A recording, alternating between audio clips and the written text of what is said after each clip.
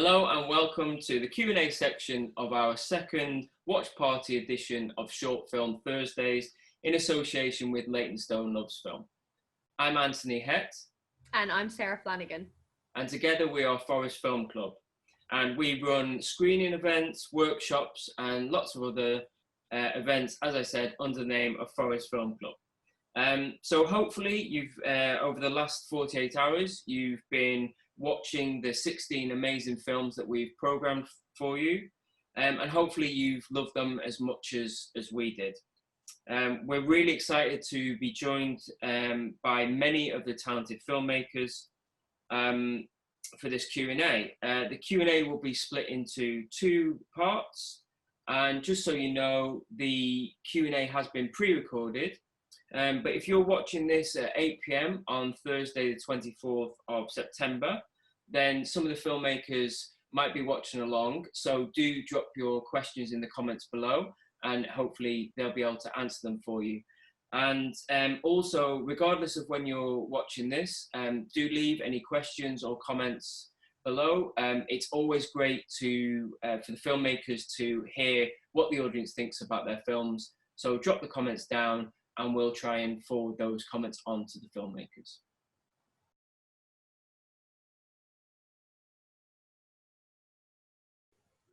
First up, we have Lee Caller, who is the animator and director of Jelly Cars. Hi there. Hi, Lee. Hi, Lee. Next up, we've got Eileen O'Meara, who is the director and animator of Panic Attack. Hello. It's like magic. Next up, we've got Renee Nugent, I hope I'm saying that correct, who is the writer and director of Ringo Rocket Star and his song for Yuri Gagarin. Hello. Hi. Hi, Renee. Hello. And last but not least, we have Danilo Stanimir, who is the writer and director of Bambiland. Hello, everyone. Hello. Hello, Danilo. Hey. Hello. Hi. Okay, thank you for joining us, everybody. We've really enjoyed watching your films. We had a lot of submissions, way over 100 films. I think it was something like 160 or something in the end. We whittled it down to 16 amazing films. We really loved your films, and we hope that everybody watching loved them as much as we did. So we're going to crack on with our Q&A. So we've got a couple of questions for everybody. Sarah, I think, I'm going first, aren't I? Okay. Yep. So, sorry, we have run through this already. So we're going to start with Lee, who is am I right, the animator and the director of Jelly Cars? Yeah, I'm to blame for the whole thing. Yeah. Just to start with, what we were kind of wondering was that, is there a message when you were making the film? Is it just kind of like an entertaining, because we were very entertained, but did you, when you wrote it, there's a lot of things going on. Was there a specific message that you were trying to put across with the film? Not particularly. I was just, one day I was trying to get a parking space. It was as simple as that. And it seemed like everything I tried failed at the last minute. And I thought, well, I can't make an animation about that. It's just boring. So I sort of twisted it and made it as stupidly cartoony, as absurdly cartoony as I could. That's basically it. A simple theme, but I tried to show the frustrations in the most simple and straightforward way in a cartoony car. And I like the car as well. I found the car, quite enjoyed it. So it kind of fed from there, really. A simple message. There's no political message behind it. Yeah. I think lots of the films they have really strong messages, and that works really well. But I don't think it's a must. Yeah. You know, it can be experimental, it can be entertaining, and I also there is quite a lot in there, even though it's just this kind of little car that's, you know, it's not giving up, and there's lots of things, even the obstacles are in its way. So I think people can take different things from it, definitely. Yeah, I just tried to push it to as extreme as I could. That's basically it. And you said, you mentioned frustration. So my question sort of stems from, how do you go about sort of personifying a character like a car? Because obviously that's what animations and a lot of cartoons have to do. They have to take something that isn't a person and make it act like one.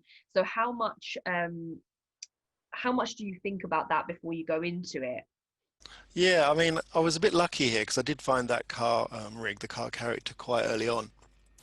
And because obviously I do a test first to make sure it's up to scratch and it can do it. And I could fairly easily see that the car was very flexible in terms of what you could do. So it's fairly straightforward. There's no great leap to go from the car itself having the wheels for limbs. So that kind of went fine. But as far as putting the personality into it, it was a red car. And obviously everyone kind of assumes that red is the fiery, Yeah. angry car. So it kind of made, I sort of tried to give it a little undertone of it's slightly not aggressive, but it's slightly fiery and it's slightly angry. And it's sort of on the edge anyway. Yeah. So it kind of led from there. And as soon as I saw the red car, as soon as I could see it was a bit stretchy, you could do a nice sort of human character, human traits into it. It kind of just led from there. But as far as actually sort of putting the character into a car, that actually progressed as it went on. It was, to start with, the first test, it was very basic and very dulled down. And it wasn't that good, to be honest. So this is about the second or third time I tried this scene. And it wasn't till the version you've seen that I had enough personality in the car that it came across. I hope that answers the question. Yeah, perfectly. Spot on.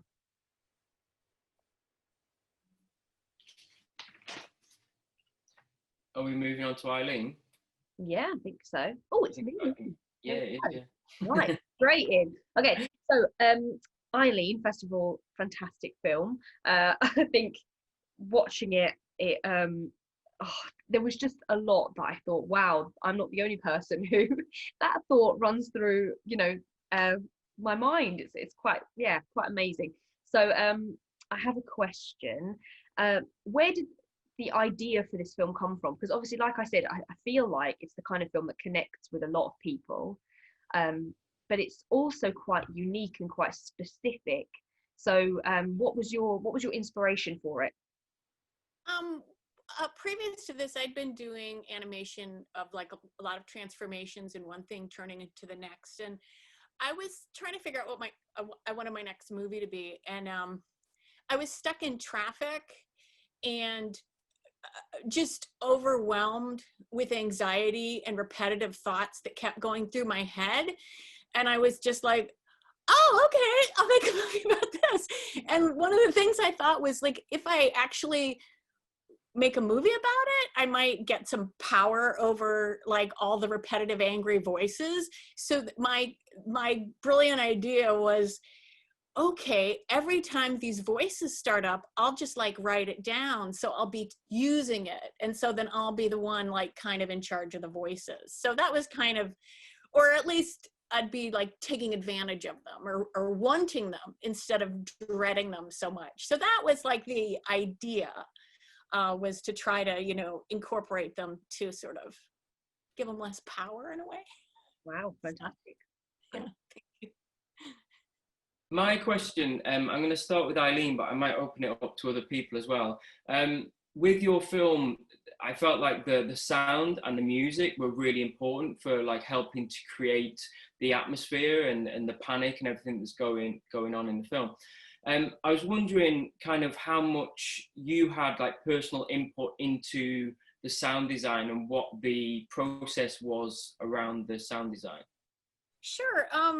When I started doing the animation, I recorded my own voice, doing the voiceover to get a scratch track and get the timings. And I was originally planning to like have like a real actor do the voice, but I had spent so long getting the timing exactly to the way I was saying something, I realized that trying to get someone else to do it, it would be really excruciating, to try to get them to have it do the exact same timing. But I don't like the sound of my voice, so I ended up like layering the tracks with a bunch of different like pitches and reverbs, and actually doing that so that like a lot of the voice is like maybe like 5 different tracks of one voice. And then also, as I started to do that, I started thinking it'd be funny to make the sound with my, like, to be like splash and make noises. Since the whole thing takes place inside of her head, I thought it would be funny to use the same voice to make most of the sound effects.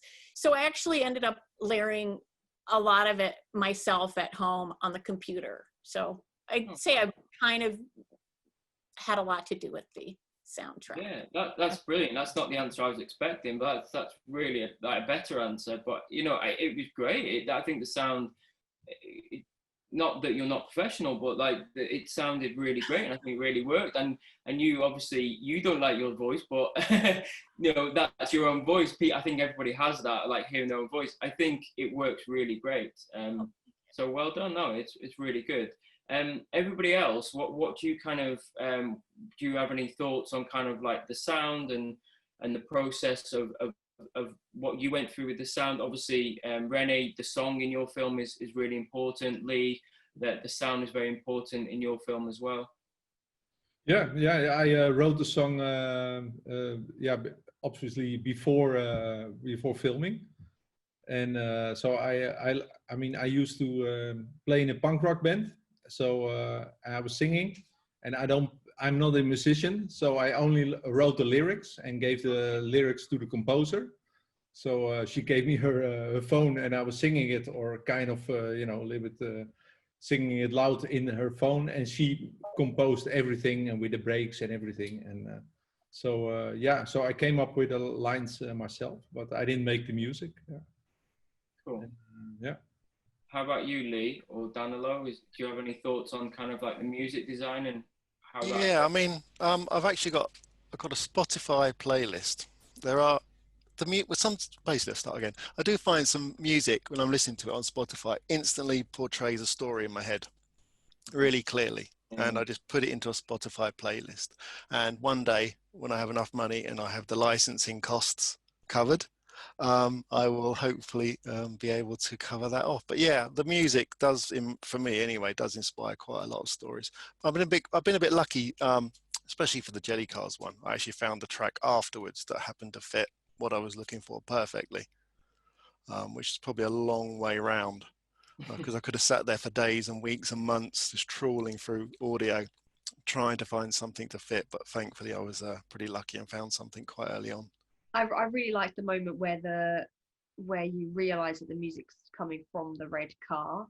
I think it's when he goes through the buildings down the stairs, and then he comes out. I'm saying it's a car. Yeah. The car comes out, and then all of a sudden you're like, oh, the music's coming from the car. I just thought that was quite clever, because you could have just had it as a bass song for the whole film, but it kind of matches his fiery personality, like you said before, I think. Yeah, that was a last minute tweak, that one. just happened to notice it in time. And Danilo? Yeah, well, I was thinking about the sound from the beginning, from when I was writing the script, and I thought like it will really be important in the film to design a silence, because like there is no a real silence in movies, and the atmosphere of the film was the atmosphere of this place, Bambiland, was really important to me. There are no many sounds there, and I wanted like to like find what would be the sounds that would mean a silence, and especially to be in a contrast with another places in the city, in the Belgrade, which is like a huge town, and like there is a lot of noises. Yeah, and about the music, I didn't wanted any music, especially not non-diegetic music in the film. Only in while we were editing, I remembered this very popular song, children's song, that we put it on the end with some footage we found from Bambiland while it was earlier opened, as some kind of statement. Fantastic. Yeah, sorry, I just want to say, yeah, that's really good to hear, because I really enjoyed your film, and in a similar way to the films that I make, that I think there's a similar sensibility, that everything is quite pared down. So like you said, it was really great to hear you say that you were trying to find what does silence sound like, because obviously there's going to be sounds within that, but I think that was really interesting. But yeah, the music, the sound, everything within it is kind of simplistic, to let the story and the acting and everything play out. And I think that's that really shows. So it was good to hear your process on that. Shall I go back to Renee with Renee's question? Sure. Or were you going first on this one? You can take it. Cool. We practiced. So I wanted to ask Renee that you on the credits, it credits 2 people as writers. I was wondering what the process was with working with a writing partner. Did you write it together, or what was your process? Yeah. Well, I always work with. I mean, I came from photography. In photography, I started to direct. So I worked when I was still a photographer, also a lot with a Canadian writer, and he's the same guy. I went a lot of times to Serbia, and so he's Canadian, and I think he's really funny, and so I start writing. So I start writing my script, and then from a certain moment he takes over and he brings in a few new ideas and everything. So, but in this film, unfortunately, he didn't write too many things. But I made 3 other short films before, and then we were really close, really doing it. And with one film, he also came up with the idea. So it's yeah, for me it works very nice because you know, I'm not a writer, obviously, and I'm really a visual person, and so he really, you know, makes my ideas much more stronger and much more funnier, and so yeah, that helps me a lot. Yeah. So I write a script and I think, okay, this is it, and then he comes in and it's like, oh yes, I didn't think about it. That's pretty good. So yeah. Cool. And so when I was looking at your film Freeway, you wrote down the humor is a serious thing. Is that Yes. you, or is That's really my line, and I mean, I don't like. I think for me the humor is you know, is more in the situation. I don't really like people trying to be funny or you know, being overacted or very theatrical. For me, like a funny, like a daily little situation can be so funny. So you know, I like to observe, I like to watch, and that's, for me, the humor is there, and mostly this absurdity in normal things. That's where the humor is for me. And I got this line because there is in Holland there is a group of comedians. It's called Jiskevet. And they're pretty hilarious and pretty yeah, it's say like it's the Dutch Monty Python. And when they create a joke, and when they're all together around the table, you know, it's deadly silence. You know, you can, and they are so serious, and they're getting more like in. It looks like they are more like in a fight instead of like making a joke. That's how tense and how hard it is to make a good joke. So it all looks, you know, really calm and all funny, but you know, there is some really serious work done to make a joke. Yeah. I was going to ask actually about the atmosphere on set, because it's obviously a dry comedy, and you can have dry comedies where everybody's trying so hard not to laugh the whole way through it. Yeah. You can also have it the other way, that it's just almost cringy, that it's not, that nobody on set is laughing, you're just trying to, you know. How did you strike that? But what was the atmosphere like on set during that? Yeah, well, it was very funny because I shot it in Serbia, and in Serbia what they have a lot is they have like 2 DOPs. So the first DOP is sitting on his chair, you know, with his arms above, and then the second, the one is doing the camera operation. So so I spoke to the DOP, and then he was telling the operator, oh, you should maybe look there or there. So, you know, it didn't go, you know, and I had like a long list. I had 1.5 days to shoot everything. I had been saving money for this. So it was like, you know, I said like, okay, guys, this is not going to work. So I basically took over the camera and pushed away 2 guys, and I shot it just a lot of things myself. Said, this is how we're going to do it. And then, you know, and then in the time I was also directing, and then okay, they understood a bit, and so everybody was like, wow, this guy is really hardcore. But you know, that was for me the only way to get it, because if I would follow them, then you know, I wouldn't have a film. So it was maybe yeah, it was a bit unpleasant. Everybody told me afterwards, but you know, in the end, we all you know, had a drink together and everything was fine. And you know, it was also like a cultural shock, I think, or whatever. Yeah. I mean, to get a film in a day and a half, yeah, you wouldn't have had time for too many jokes. No. So that was the atmosphere, but also because yeah, I made it. I really wrote the script in about 2 weeks, because I went to Serbia and I have some friends. They have a film production company, and they helped me. They wanted to help me making this film, and then I had like 5 ideas, and then they could choose which idea they liked or thought it was possible in like 1.5 shooting day for the money I had, and they choose that one. So and then in 1.5 weeks we produced everything and did everything and found the actor. That's also in this really short period. Yeah. But yeah, it depends on, I mean, good people. I mean, I saw this actor and he's like so funny. He's like so much full of energy, and he's so friendly, so innocent, so you know. So yeah, it was spot on. So yeah, you need a good producer. That's Yeah, they're like gold dust, definitely. they can make also it work better. Yeah. Thank you everybody so far. We've had some really great answers. It's been really interesting. Danilo, so I wanted to hear a little bit more about Bambiland. So obviously it's quite a big part of the film. The film's named after it.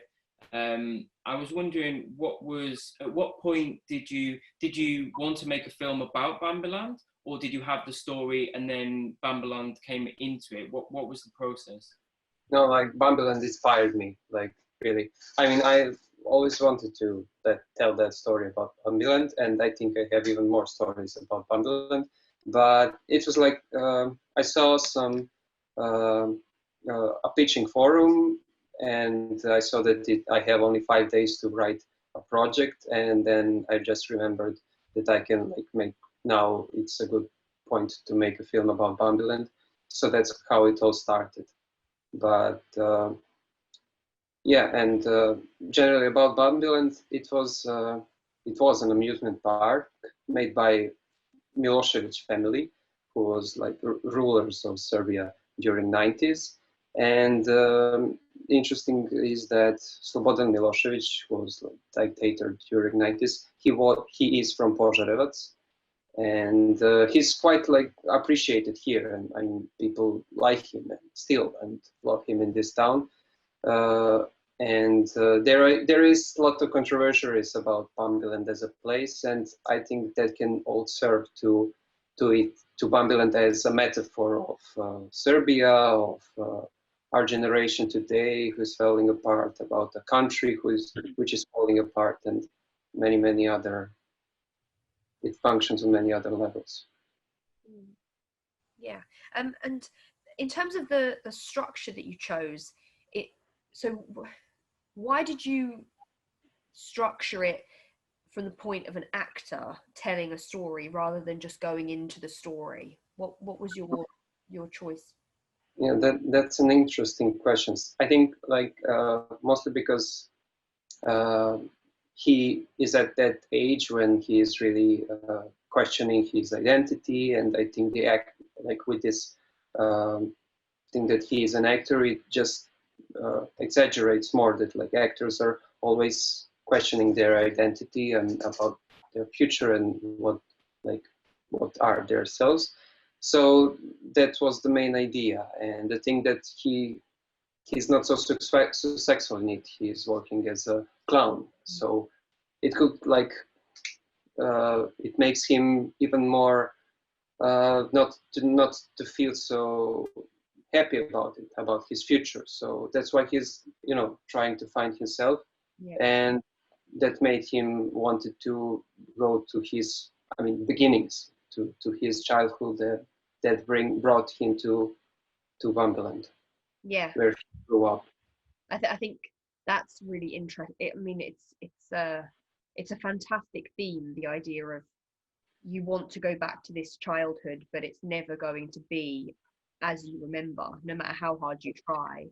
Especially in the case of Bambiland, like you said, it's completely almost destroyed from what it originally was. So as much as he strives and he wants it to be what it was, it will never be. It's quite quite poignant and quite sad actually. Yeah, so thank you everybody. It's been really great to hear about your films. Like we've watched them, we've loved them, we've enjoyed them. It's always good to hear more kind of like how they came about and what the process was. So just to finish up, we're just going to ask you in turn, just to give us a little information, because we want to know, and also hopefully people watching want to know, what have you been working on since the film that we've been screening, and kind of what are you working on next, what's coming next, because hopefully we're going to get to see them soon. So if we just start with Lee, what have you been working on? I've going to completely the other end of the spectrum. It's going to be, I've always thought people are more willing to smile and laugh than they are to cry. It's not so easy, but people are generally more willing to smile. So as a challenge, I am working on a piece where hopefully it will not force, but conjure up a tear from the viewer. And that's my aim, if I can get a single little solitary tear from the viewer. But it's nice. I'm not going to leave people blubbing. That's the main aim. Yeah, hopefully by the end of it, people will see that the tears dried up. So the aim of the piece is, it's about an old couple. I won't go into too much detail more than that really at the moment, but the main aim is that I'm going to challenge myself to try and get the viewer to shed a tear, but hopefully by the end, the tear has dried up. Awesome. Hopefully by the middle of next year, I think is the current aim for that one. Excellent. Eileen, what have you been working on, or what are you working on next? I haven't actually figured out exactly what my next project is, but it's going to be hand drawn, and I'm sort of scanning and drawing and sketching things and trying to, fit it all together. So I believe it'll include a lot of transformations like the last one, and be hand drawn and be probably like under 5 minutes. So that's cool. Like I said, for all of you, we've loved your films and we're looking forward to seeing what's next. No pressure, don't pressurize yourself, but make more stuff because you're all very talented, and then we'd love to see them. Rene, what about yourself? You've been doing a lot of writing. Yeah, I wrote a script. It's called The Miracle of F.C. Gagarin. That's the fifth script dedicated to the first man in space, Yuri Gagarin. And then next to it, I'm working on a documentary, and it's a bit of like a Vivian Maier story.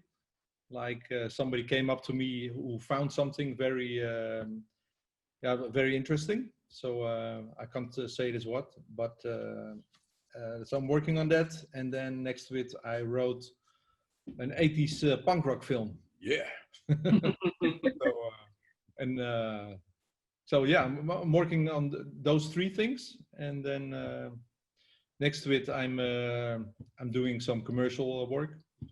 So I'm working also as a commercial director, and that's giving me a lot of. I mean, I'm wasting a lot of time with commercial stuff.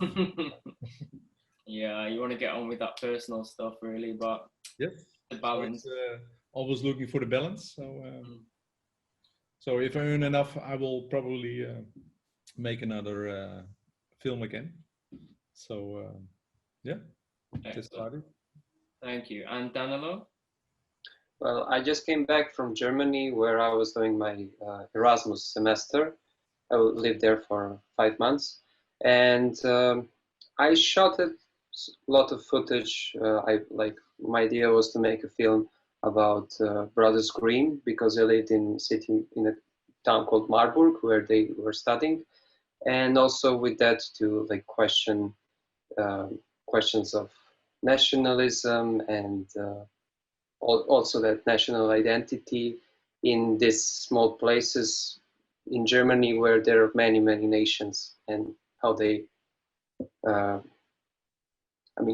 they live together. And so, and I'm also writing a new script for next fiction film. It will be probably a family drama. And hopefully somewhere in the future, I would really like to make a documentary about Bamberland. Awesome. Wow. Yeah. Lots of cool projects. Yeah. I think that's all we have time for then. So I think it's just wrapping up. So it's just saying thank you very much for coming. It's been really great to have you. And definitely stay in touch with us. Stay in touch with each other if you can. And yeah, if you've got social media that you want to kind of share with us, we can share it with the filmmakers or with the audience if you want to. Everybody that's watching this, I hope you've enjoyed it. I hope you've loved the films. Pop some questions and comments down in the comments below, and hopefully some of the filmmakers might be able to answer back on the night, and if not, we'll at least forward on your comments so the filmmakers get to hear all the praise of their films. Is there anything to add, Sarah? I think that's it. I think that's it. So thank you very much, everybody. And yeah, we look forward to seeing your new film. Okay, give us a wave. Thank you. Thank you. Yeah. Bye. Thank you very much. Bye. Bye-bye.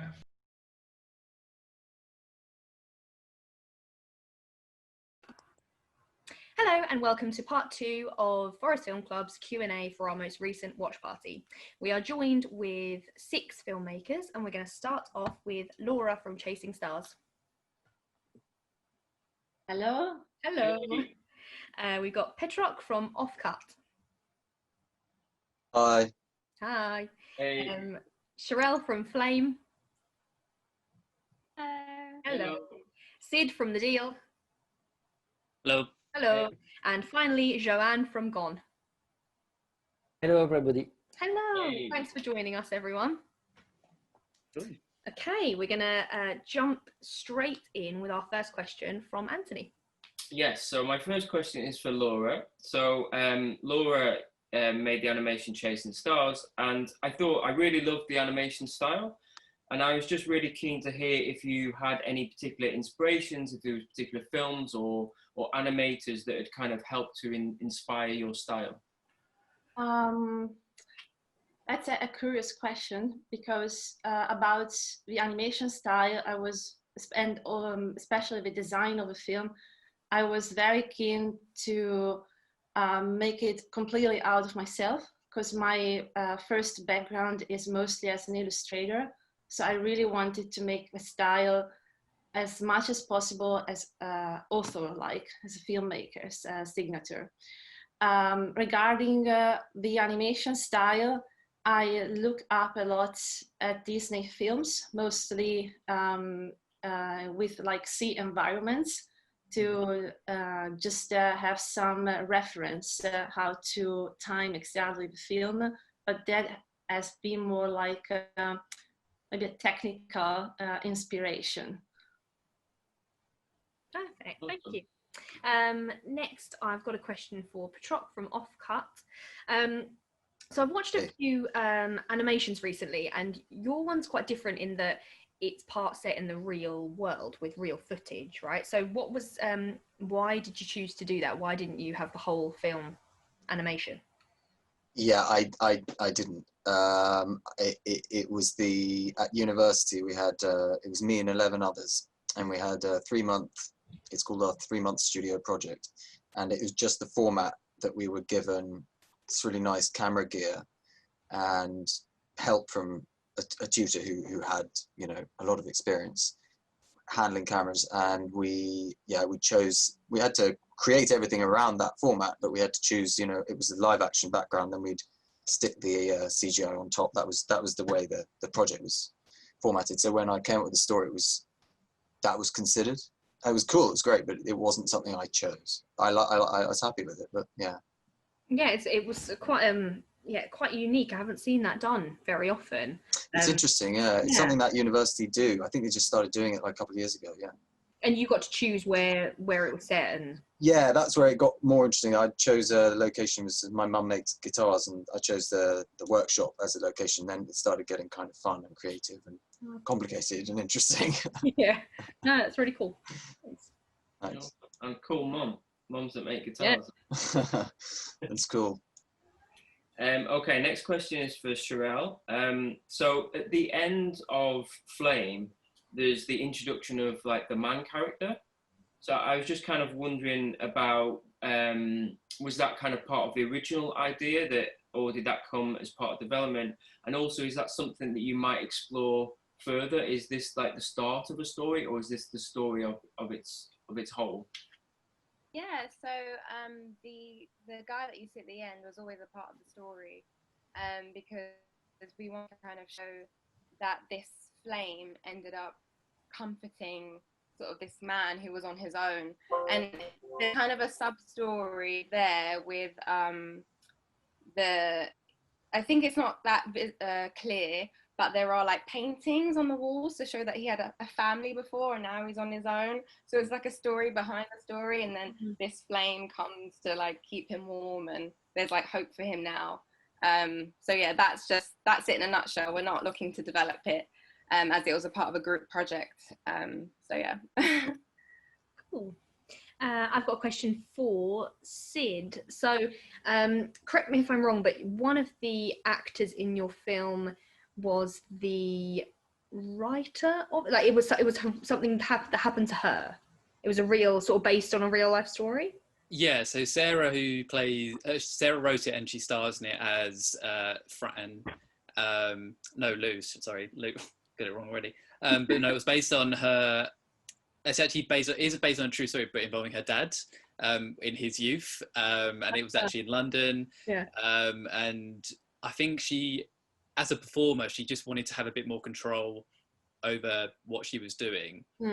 So it was like she wanted to write a story and write a script, and we'd worked together a few times before that on projects, but she started writing this idea, and that seemed to stick with her, this kind of real life story and about her dad, and it made her laugh. So she kind of used that as a basis, and then kind of wrote it a little bit differently, that kind of basically a film with friends, you know. She wrote it with there's those two people in mind, like I really want to work with them as my friends who are also actors, and use that as a kind of template and guideline, and then built on that, and then showed it to me, and I was like, yes, I really like it, let's make it, and we did.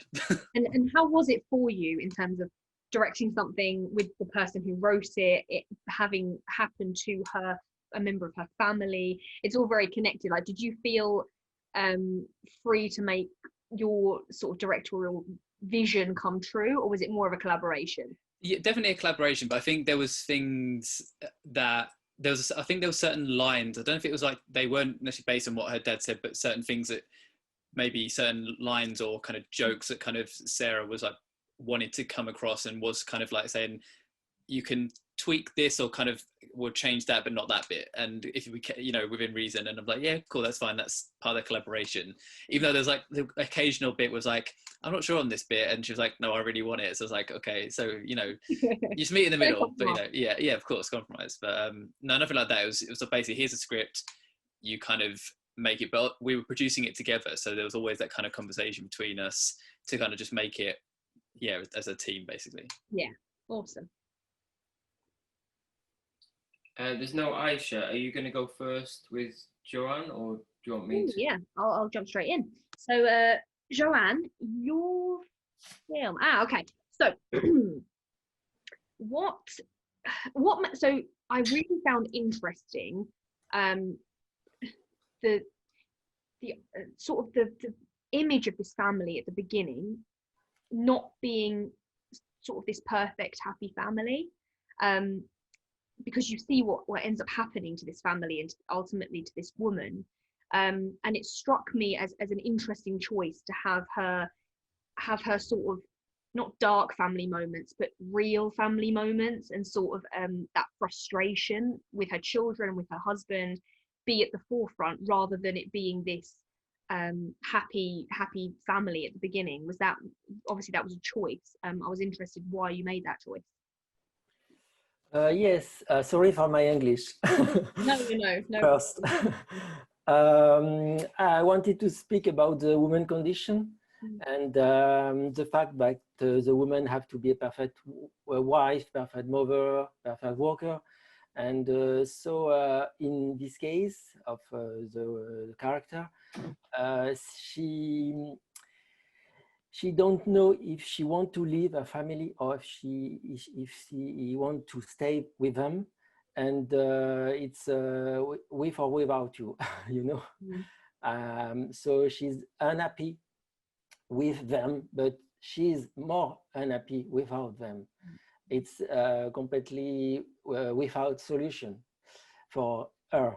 So I thought it was interesting to have a family not in good relationship between them first, to have a beginning of the story, and not to have a perfect life for the characters.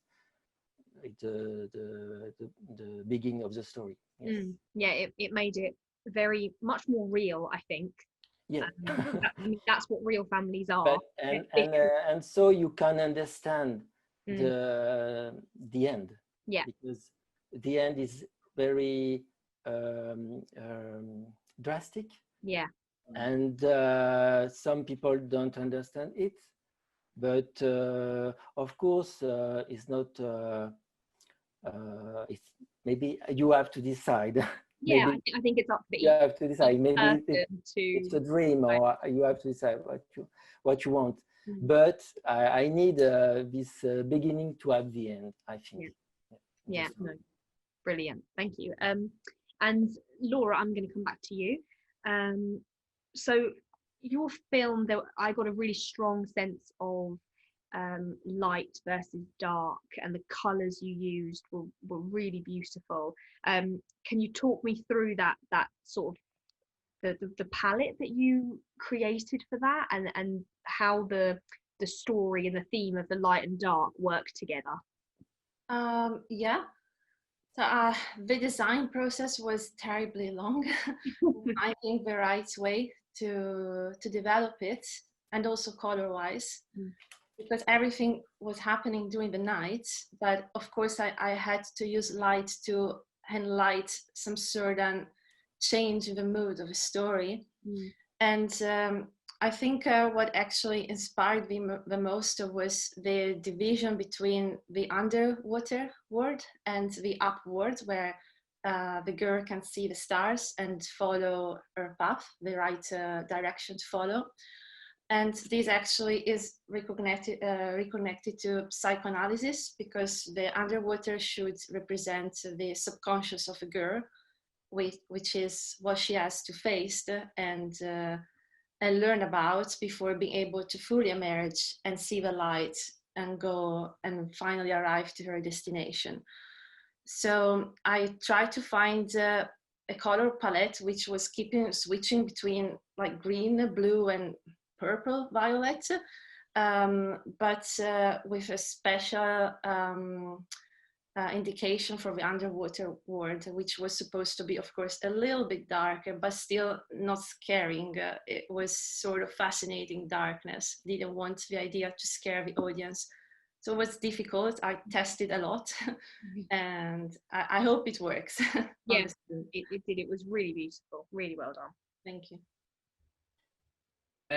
So coming back to Petrok, as you mentioned before, you were you had certain constraints because it was a university project, and I believe that also was the time a constraint as well. Did you have to make it on a certain time? Yeah. Sorry, were you finished? Well, I kind of left it open. Sorry. Let me finish. So, just in terms of if you had, if you could make it longer than 2 minutes, if you had longer than 3 months, if you had, what could you do with that? If you do, okay, so were the constraints a good thing? Did that help you creatively? And if you had the chance, what would you change and what would you use more of? In terms of constraints, what would I change? Oh, okay, yeah. I found the constraints and always find constraints like almost, I'd say almost essential, like so helpful. I couldn't even, I wouldn't almost know where to start without them, to be honest.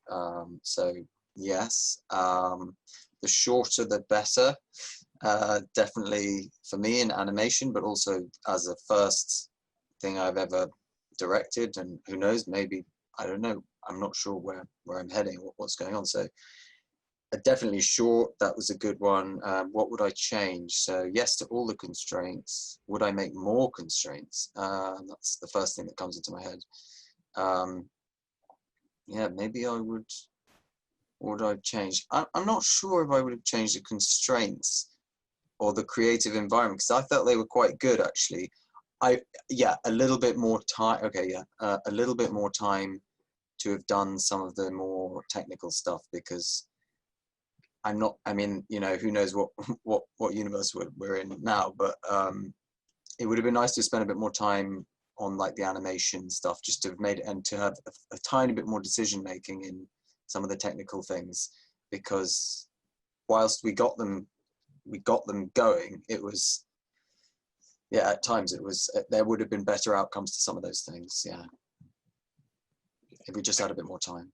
but in general, everything kind of went well. There wasn't any horror stories or anything. It was all kind of like, yeah, there weren't any horror stories. There was a bit about 2/3 of the way through where I lost all my confidence and just sort of slunk into the background and got quite quiet and sad. And then I had to wake up again at the end for the presentation, and then I felt good about it. But I've spoken to people, and I think that's quite a normal journey to go on as someone who's sort of responsible for people, because, you know, people like you, people hate you, you like you hate you.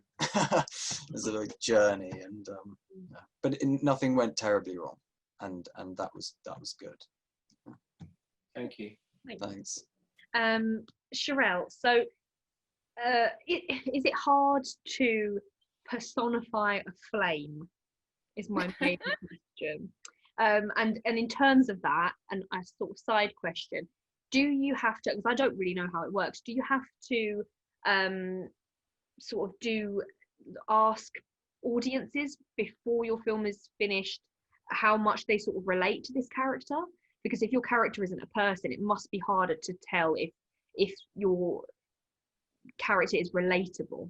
So do you have tests for that?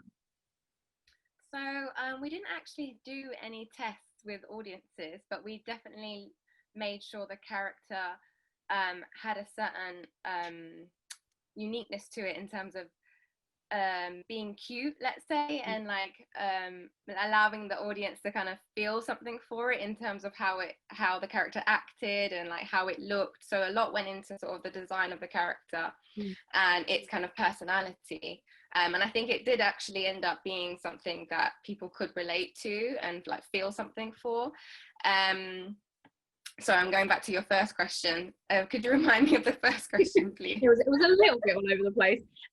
It was, how hard is it or easy to personify a flame? So yeah, in terms of personifying it, yeah, obviously the flame didn't speak.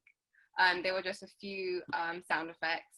So that was a bit difficult because we needed it to move in obviously a flame-like way, but still make sense. So it does have two little legs, but they're kind of like extensions of the flame, if you will. So it was a little bit tricky. We did have to do like animation tests to see what was the best way to make this look convincing. But yeah, no, I think in the end it kind of worked well. Definitely worked. It was a very cute flame. Yeah, it definitely had a personality. You could see that. Yeah. Okay, so Sid, so what I was wondering about was kind of the casting process. So we've heard that one of the actors within it was the writer, but I was just wondering kind of how you found the other actors and whether it's kind of easy or difficult to find good comedy actors. How did you find that process? Well, first of all, just to say, I did have the name right the first time. I second guessed myself. She did play Lou, not Fran, just to put that out there in case Sarah does watch this. I did have it right, and then I've just it's the panic of the. I know it's embarrassing, but I did, yeah. But anyway, but in terms of casting, so this one was a bit different in terms of that I didn't really have a big casting process, because it was kind of Sarah had wrote the script and she was basically saying, I've got the people in the car with her, so the other two actors. She was like, I'd really like to work with Rory and Emily because they're kind of performing friends, you know, and actor friends. And obviously there's always, you know, frankly, there's always a risk of when actors are attached straight away, you know, if you don't have that decision process. Mm-hmm. So a bit of me was like, can I have a read through first, you know, with everyone, just to see how they're interpreting? I was like, not that I was like, I don't want to work with them, I just need to hear it, because it's kind of usually you'd want to cast, or you have a clear image in your mind. And I'd originally thought Emily's character would be an older character, so I think that's where I was like, I kind of want to change up the dynamic. But once I saw them all together, obviously there's that just natural chemistry that they have as friends and performers who have worked together in other ways, but not in a short film perhaps. So that was fine. But I did cast the dealer character, which again was someone I knew. I just was like, who do I know who could be quite interesting? And Connor was, I'd worked with him on a feature film a few years ago. And we just, again, the film is about idiots, you know, put it frankly, you know, so it's like, and I was like, who can personify these people that are just don't know what they're doing? You know, that's what I wanted to get. And again, I just thought of Connor, not that he's an idiot, but I knew that he would play that really well, just because when we worked together before, and yeah, and that's that part of the casting I did. But there was kind of already a dynamic there that Sarah really wanted to try and work together with them if I agreed with it, and I did. So, so it was all fine. Again, the compromise thing was just an open conversation as a group of friends making a film, you know. Sounds lovely. And last but not least, Joran. So we kind of mentioned the end a little bit before in your first question. But yeah, I really liked kind of the twist of the end, because you spend a lot of the film thinking one thing or trying to work it out, and it feels like you're kind of finding things out as the character kind of finds things out, kind of, and then there's a twist kind of at the end. And I was just kind of wondering, you know, I think you mentioned the other question, so the twist or the ending, that was that always set in place? It's not something that developed during the process? Was that what you wanted to achieve?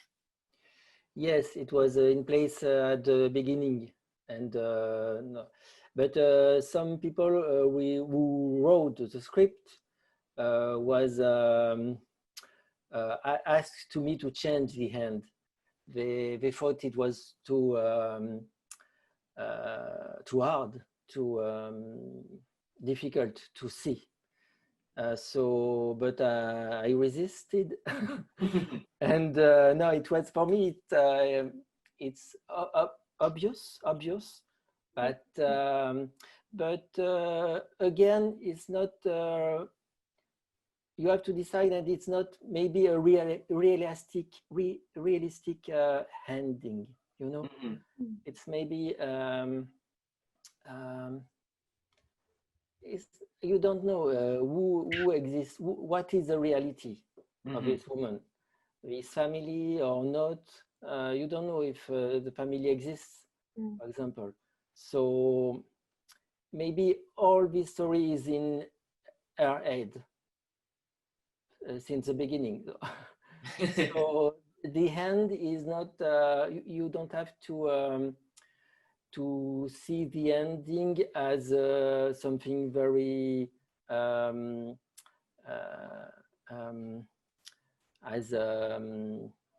something you can imagine something else. You understand? Yeah, like a concrete kind of. Yeah, something concrete. It's not. Maybe it's not concrete. It's only in her head. I hope people can understand it. But you're right. It's a very. It is quite shocking, the ending. But I would like to make something shocking, because about the theme of the woman condition. So for me, it was important to say that a woman can say no, even to go away. Even, you understand? Yes. So, yeah. Thank you. No, I think it comes across very well, and there is a slight ambiguity, and maybe people interpret it differently, but I don't think that's a negative. I think that's all the films we watched, you know, we chose them because we really enjoyed them. So, you know, well done to everybody. Yeah, definitely. Okay, we finished the question part. Thank you everyone for your answers. Amazing. And so now I'm going to ask you to talk about your next project. So it can be your next project or your next direction if you don't necessarily have a project, and you're going to sum it up in 3 words. So think about what you're doing next and choose 3 words that leave us wanting to know more. Okay, Laura, you can go first. Okay. Documentary, hiking, life. Perfect. Petrok. Pantomime, animation, doubt. Love a panto. Love a panto. Sherelle. Clock, surreal, and miniature. Interesting. Sid. Supernatural, blood, radio. Wasn't expecting radio. Like, Well, radio studio. It's still short film. That's but 4 words. Get out.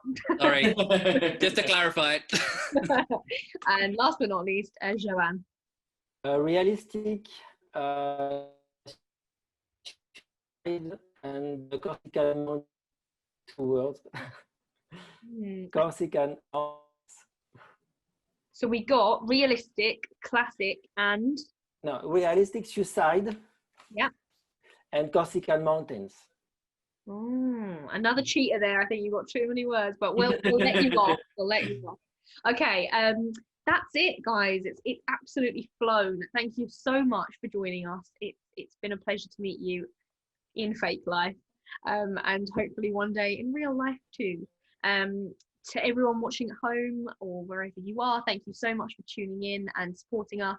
And if you want to know anything else that we are doing, we're part of the Leytonstone Loves Film Festival, which is going on currently, and you can find more information at leytonstonelovesfilm.com. But apart from that, thank you again. It's been a ball. Anthony, do you have anything to add? No, just thank you to the filmmakers. Thank you for people watching. Thank you for Leytonstone Loves Film.